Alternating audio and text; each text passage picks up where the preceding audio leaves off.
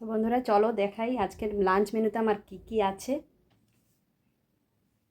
দেখো প্রথমেই ভাত, এটা ঝিঙে আলু দিয়ে পোস্ত দিয়ে দুধ আর মালাই দিয়ে একটা আলু ঝিঙের পোস্তর তরকারি দিয়ে, এটা দিয়েছি লাল লঙ্কা।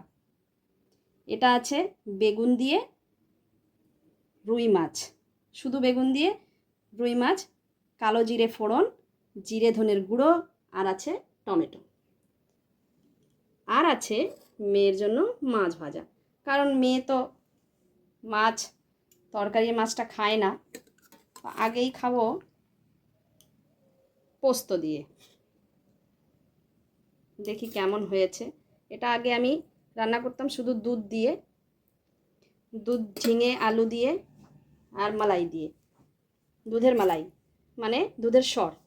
তো আজকে পোস্ত দিয়ে করলাম, আর তখন আগে করতাম কাঁচা লঙ্কা দিয়ে।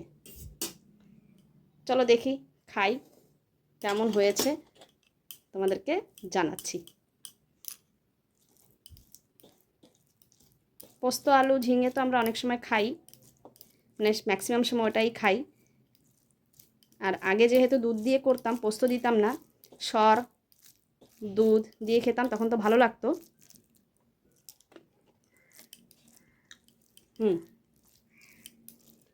ভালোই পোস্ত ঝিঙের যে টেস্ট, তার সঙ্গে দুধ দুধের সর মানে মালাই, তাহলে তো টেস্ট দারুণ হবেই।